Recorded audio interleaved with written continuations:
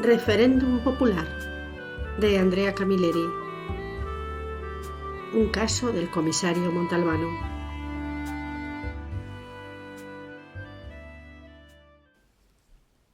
Aquella mañana, mientras se dirigía en su automóvil al despacho, Montalbano observó a un numeroso grupo de personas que, con expresión divertida, comentaban una especie de anuncio fijado en la pared de una casa. Un poco más allá, 4 o 5 se partían de risa delante de otra hoja de papel, cuyo aspecto le pareció similar al de la primera, pegada en un muro. El hecho le llamó la atención, pues por regla general no hay demasiado motivo para reírse delante de un anuncio público, y aquel parecía la típica y habitual notificación de suspensión de suministro de agua.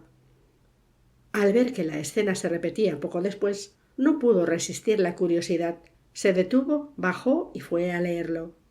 Era un cuadrado de papel autoadhesivo de unos 40 centímetros de ancho. Los caracteres eran de los que se componen a mano, utilizando letras de goma que se humedecen en un tampón de tinta.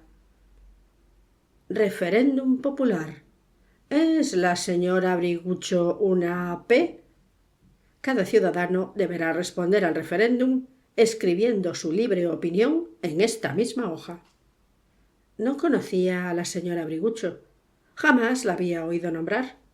Por consiguiente, lo primero que hizo fue comentárselo a Mimi Augello, el más mujeriego de toda la comisaría.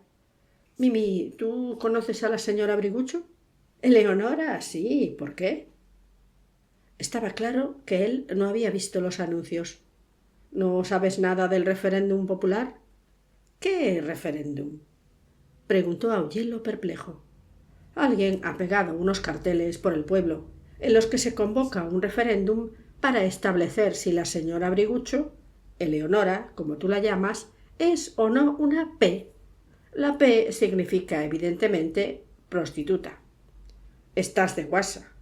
¿Y por qué debería estarlo? Si no me crees, ve a tomarte un café al bar Contino. En sus inmediaciones hay por lo menos 3 anuncios. Voy a ver, dijo Augello. Espera, Mimi, puesto que la conoces, ¿tú cómo responderías al referéndum? Cuando vuelva lo hablamos. No hacía ni 5 minutos que Augello había salido cuando la puerta del despacho golpeó brutalmente la pared. Montalbano se llevó un susto de muerte y entró Catarella. «Perdone, dottori, se me ha ido la mano». El acostumbrado ritual. El comisario supo en aquel momento que cualquier día aparecería en un periódico un titular de este tipo: «El comisario Salvo Montalbano dispara contra uno de sus agentes».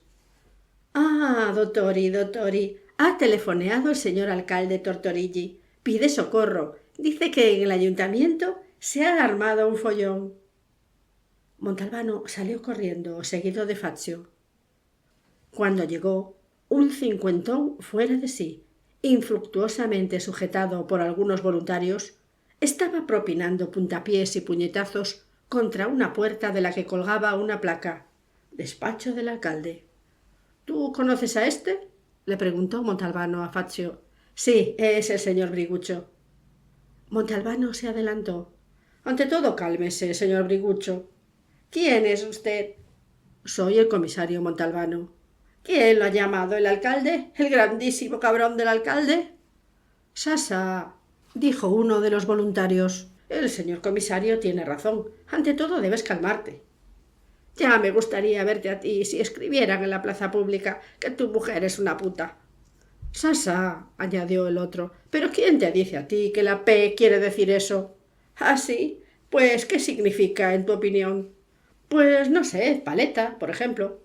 «O paciente, por poner otro ejemplo», terció otro más.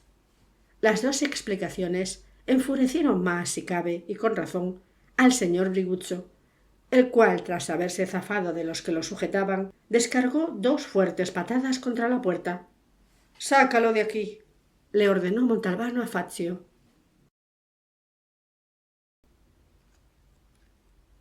Con la ayuda de los voluntarios, Fazio arrastró al señor Brigucho a otra habitación. Una vez restablecido el orden, el comisario llamó discretamente a la puerta. «Soy Montalbano». «Un momento». La llave giró en la cerradura y la puerta se abrió. Al lado del alcalde Tortorici se encontraba un sexagenario bajito, grueso y calvo, que se inclinó a modo de saludo.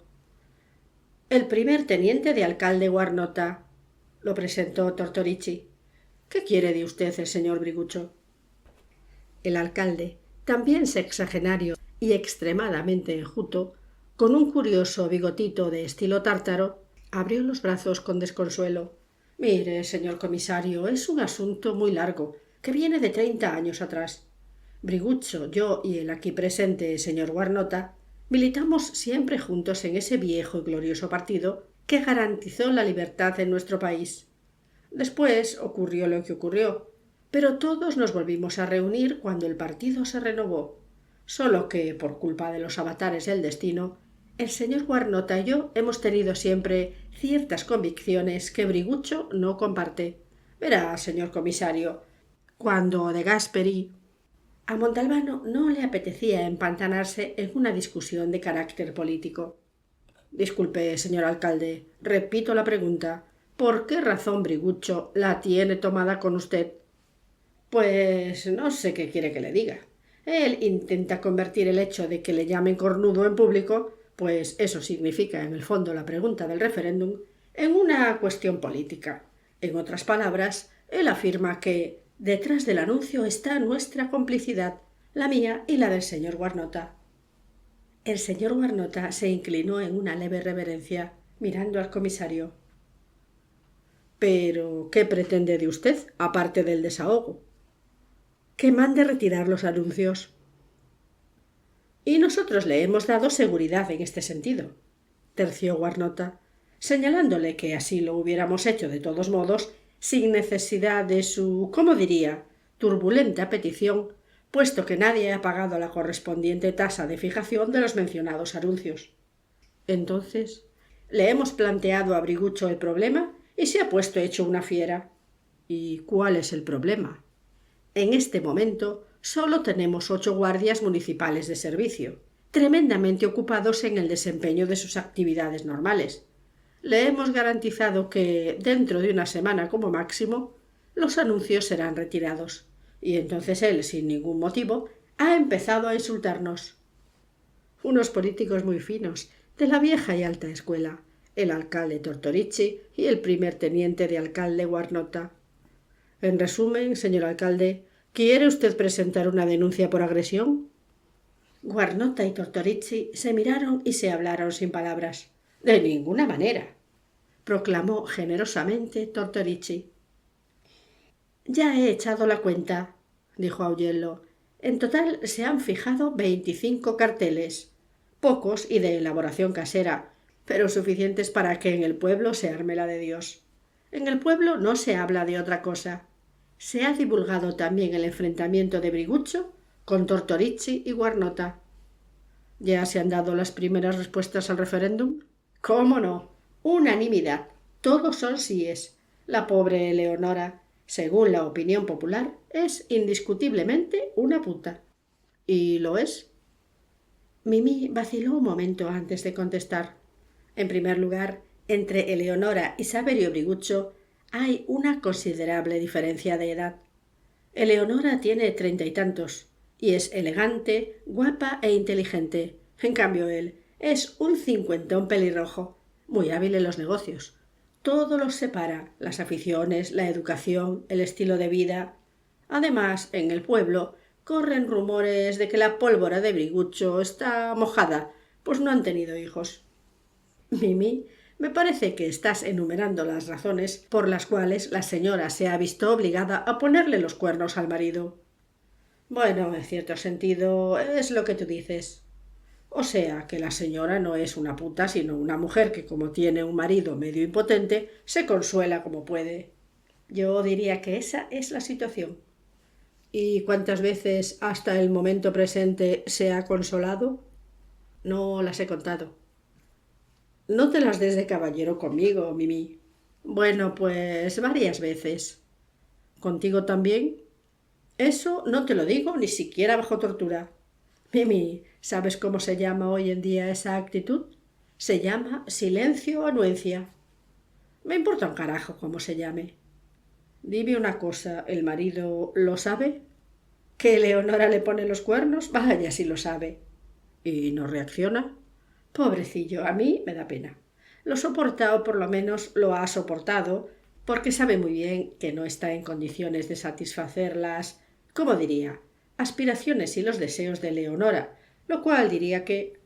Mimi, no sigas con el diría. Di de una puñetera vez lo que hay. El marido es un cornudo complaciente. Sí, pero eso es lo que me preocupa. Mientras la cosa se desarrollaba en silencio, él podía comportarse como si nada y fingir que eran rumores y maledicencia, pero ahora lo han obligado a salir del escondrijo. Y nunca se sabe cuál puede ser la reacción de un cornudo complaciente, como dices tú, cuando se ve obligado a perder la paciencia. ¿Tú crees que puede haber sido una maniobra política de sus adversarios? Es posible, pero también podría ser la venganza de un amante abandonado por la señora Brigucho. Mira, Eleonora no quiere historias sentimentales que duren demasiado. A su manera es fiel a los sentimientos que le inspira su marido. Cabe la posibilidad de que alguien no haya comprendido las intenciones, ¿cómo diría?, limitadas de Leonora, y se haya entregado al sueño de un gran amor, de una relación duradera. Te has explicado muy bien, Mimi. La señora Eleonora pertenece a la categoría de un polvo y listo. Salvo, cuando te lo propones eres de una vulgaridad desconcertante. Pero tengo que reconocer que esa es la situación. De acuerdo, dijo Montalbano. Ahora vamos a hablar de cosas serias. Este asunto de Brigucho me parece simplemente una farsa pueblerina. Una farsa, ciertamente, pero duró una semana. Una vez retirados los carteles y cuando ya parecía que todo el mundo se había olvidado de ella, la farsa cambió de género y se convirtió en tragicomedia. ¿Hablo en persona personalmente con el comisario Montalbano? Aquella mañana no estaba el horno para bollos. Soplaba una tramontana que había puesto muy nervioso a Montalbano, el cual, por si fuera poco, la víspera había tenido una pelea telefónica con Livia. «Cataré, no me toques los cojones. ¿Qué pasa?» «Pasa que el señor Brigucho ha disparado». «¡Santo cielo! ¿El cornudo complaciente se había despertado como temía Augello?» «¿Contra quién ha disparado, Cataré?» «Contra uno que lo tengo escrito aquí, doctor, y... Ah, sí, se llama Carlo Manisó». «¿Lo ha matado?» «No, señor. Por suerte le tembló la mano y le dio en el hueso pichidro». El hueso pichidro. En aquel momento Montalbano no recordaba la anatomía dialectal. ¿Y dónde está el hueso pichidro? El hueso pichidro, doctori, está justamente donde está el hueso pichidro. Le estaba bien empleado. ¿Por qué le hacía semejantes preguntas a Catarella? ¿Es grave? No, doctori, el subcomisario Augello ha mandado que lo lleven al hospital de Montelusa. Pero tú, ¿cómo te has enterado? Porque el señor Brigucho, después del tiroteo, se ha venido a entregar. Por eso nos hemos enterado. El primer teniente de alcalde Guarnota ya estaba esperando a Montalbano en comisaría. Entró en el despacho del comisario haciendo reverencias, como si fuera un japonés. Me he sentido en el ineludible deber de venir a declarar tras haberme enterado de la noticia del desgraciado gesto del amigo Brigucho. ¿Usted sabe cómo se han desarrollado los hechos? No, en absoluto. Solo los rumores que circulan por el pueblo. Pues entonces, ¿sobre qué quiere declarar? Al ver que Montalbano lo miraba con expresión inquisitiva, se sintió en la obligación de puntualizar. Usted, señor comisario, estuvo presente en el lamentable incidente que se produjo en el ayuntamiento y del cual fue enteramente responsable el amigo Brigucho. No quisiera que usted pudiera dar crédito a las desconsideradas insinuaciones del amigo Brigucho, que se encuentra visiblemente bajo los efectos de una fuerte tensión. Montalbano lo miró sin decir nada. «¿Esto se llama intento de homicidio, o no?», preguntó suavemente Guarnota. Lo quería dejar bien jodido al amigo Brigucho. Gracias, tomo nota de su declaración, dijo Montalbano, pero asaltado por un arrebato de malicia añadió: Usted habla, naturalmente, a título personal. No le entiendo, dijo Guarnota a la defensiva. Muy sencillo, puesto que las acusaciones del señor Brigucho implicaban sobre todo al alcalde, quisiera saber si usted también habla en su nombre. El titubeo de Guarnota duró un instante. Ya puestos, ¿por qué no causarle daño también al amigo alcalde? Comisario, yo solo puedo hablar por mí. ¿Quién puede conocer a fondo incluso a la persona más querida? El alma humana es insondable. Se levantó, hizo 2 o 3 reverencias seguidas, y cuando ya estaba a punto de retirarse, Montalbano lo obligó a detenerse. Perdone, señor Guarnota, ¿usted sabe dónde ha resultado herido Manifó? En el maléolo. El comisario sonrió ampliamente, desconcertando a Guarnota. Pero Montalbano no se reía de la herida. Estaba contento porque finalmente había conseguido averiguar que el hueso pizhidro correspondía al tobillo. Mimi, ¿qué te parece esta farsa que ha estado a punto de acabar en tragedia? ¿Qué quieres que te diga, Salvo? Tengo 2 hipótesis que a lo mejor son las mismas que las tuyas. La primera es que algún imbécil, para vengarse de Leonora, redacta y coloca los carteles sin saber que la cosa puede acarrear graves consecuencias. La segunda es que se trata de una operación concienzudamente programada para sacar a Brigucho de sus casillas. ¿Qué poder tiene Brigucho en el pueblo, Mimi? Pues lo tiene. Por principio, él se opone a todas las iniciativas del alcalde y siempre consigue ejercer cierta influencia. ¿Me he explicado? Te has explicado muy bien. El alcalde y los suyos tienen necesariamente que tratar con Brigucho en cualquier cosa que hagan. ¿Y qué me dices de la señora Eleonora? ¿En qué sentido? En el sentido de tu hipótesis, la primera, la del amante abandonado. ¿Con quién estaba liada últimamente la señora Eleonora? ¿Por qué la llamas señora? ¿Acaso no lo es? Salvo, tú dices señora de una manera especial. Es como si dijeras prostituta. Jamás me atrevería a tal cosa. Venga, dime qué tal van los amores de Eleonora. No estoy informado acerca de los últimos acontecimientos, pero de una cosa estoy seguro, y pongo la mano en el fuego. Brigucho ha disparado contra la persona equivocada. Montalbano, que hasta aquel momento se lo estaba tomando a guasa, movió repentinamente las orejas. Explícate mejor. Conozco muy bien a Carlo Manifó. Está casado y no tiene hijos. Y está enamorado de su mujer, aparte de que es una persona seria. Yo estas cosas siempre las intuyo. No creo que Manifó haya tenido una historia con Eleonora. ¿Se conocían? No tenía más remedio que conocerse.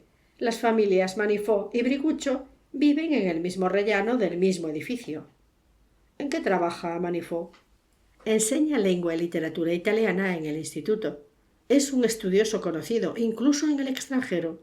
Más no te puedo decir. Brigucho ha sido interrogado por el juez suplente. ¿Qué le ha dicho?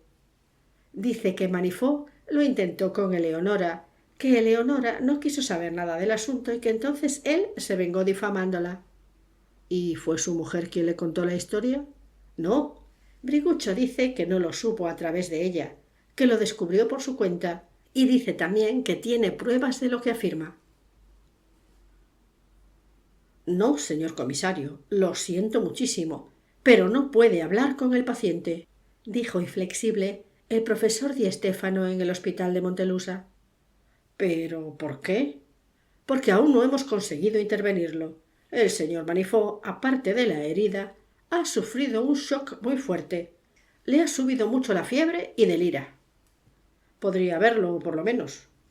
Podría, pero ¿con qué propósito? ¿Para oír lo que dice en su delirio? Bueno, a veces en el delirio se dicen cosas que... Comisario, el profesor repite constantemente lo mismo.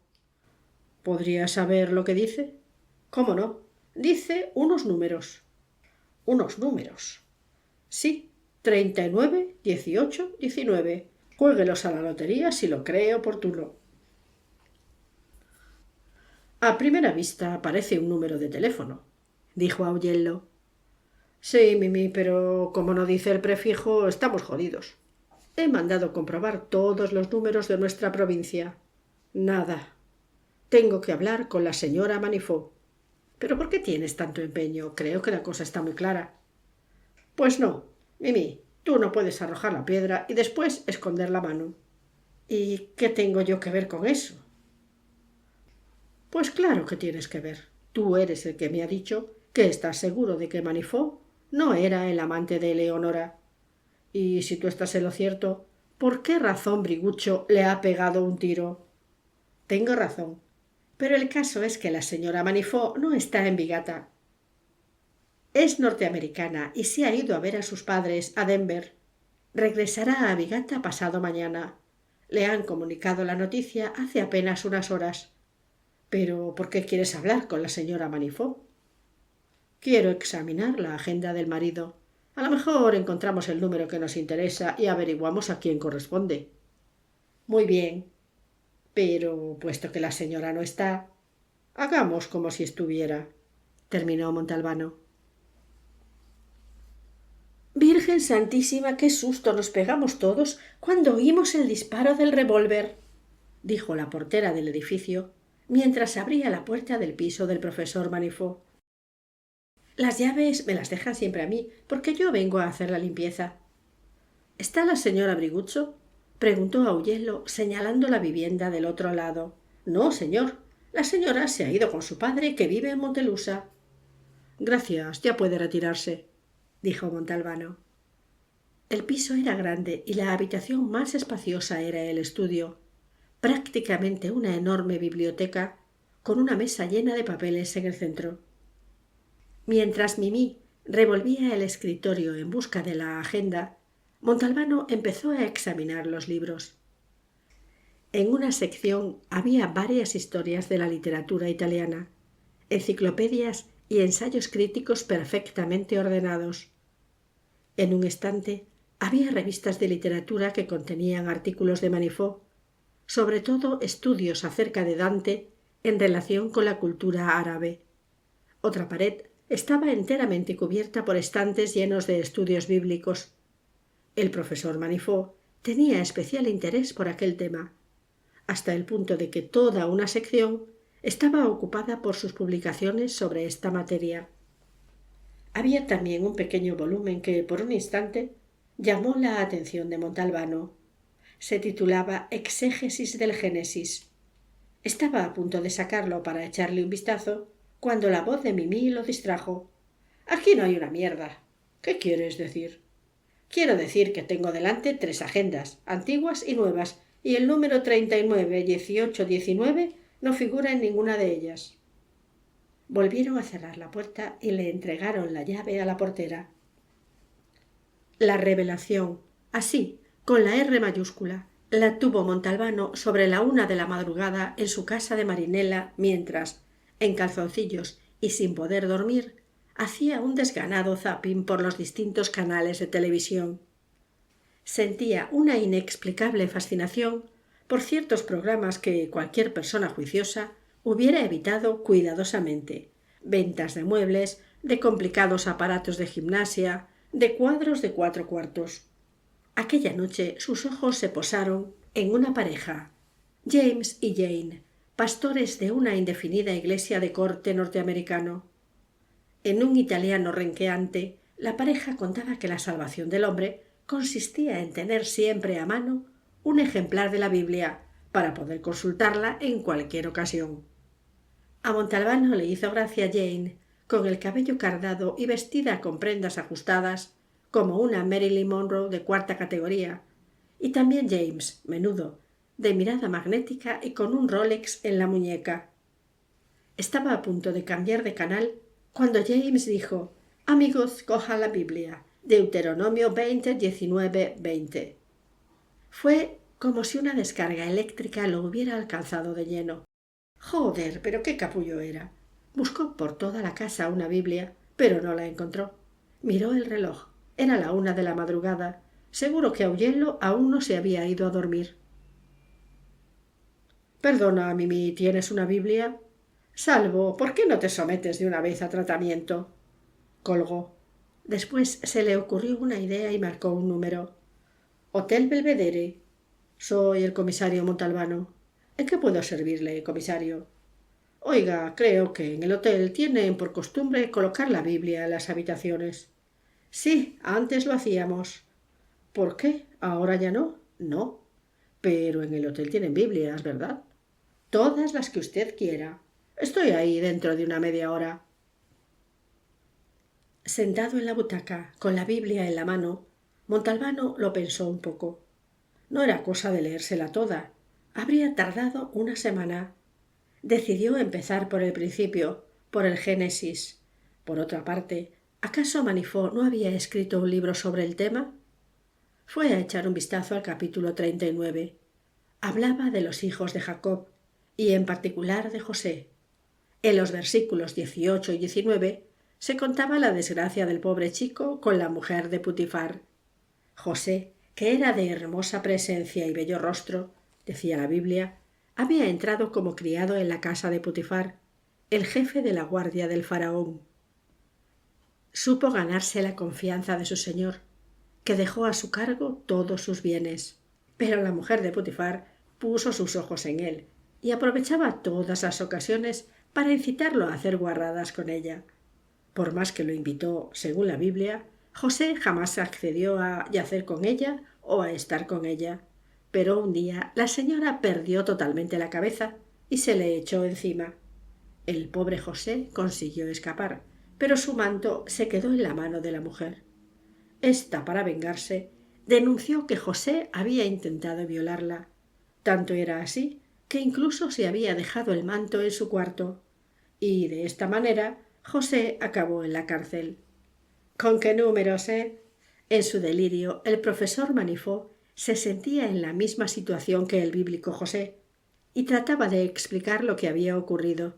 La víctima era él y no la señora Briguccio. Sin embargo, aun aceptando la sugerencia del profesor, había muchas cosas que no encajaban. Veamos. El profesor afirma que, estando solo en casa de Leonora, ésta lo asalta para que yazca con ella, utilizando la expresión de la Biblia. Pero el profesor huye y deja en manos de Leonora algo tan íntimo y personal que el señor Briguccio se convence de que el intento de violación, eso por lo menos le cuenta a su mujer para vengarse del rechazo, se ha producido con toda seguridad. Sin embargo, incluso admitiendo esta hipótesis, lo ocurrido a continuación carecía de toda lógica. ¿Quién había redactado y fijado los carteles? ¿El profesor Manifó para vengarse a su vez? Venga, hombre. No supo encontrar la respuesta y se fue a dormir. A la mañana siguiente, nada más levantarse de la cama, le brotó en el cerebro un pensamiento tan fresco como el agua de un manantial. Corrió al teléfono. Mimi, soy Montalbano. Tendrías que ir, mejor acompañado por alguien de los nuestros, al piso de Manifó. Pero antes tienes que preguntarle a la portera si la señora Briguccio le ha pedido recientemente la llave de los Manifó, mientras el profesor no estaba en casa. De acuerdo, pero ¿qué tengo que hacer? Una especie de registro. Tienes que mover los libros de las hileras más bajas del estudio para ver si, por casualidad, hay algo detrás de ellos. Un amigo mío ocultaba el whisky que su mujer no quería que bebiera. ¿Y si encuentro algo? Me lo llevas a comisaría. Ah, oye una cosa. ¿Has conseguido averiguar quién es el último amante o el último enamorado de Eleonora? Sí, algo. Hasta luego. Hemos encontrado esto, dijo Mimi con expresión sombría, sacando del bolsillo unas bragas de color rosa muy finas y elegantes, pero rotas.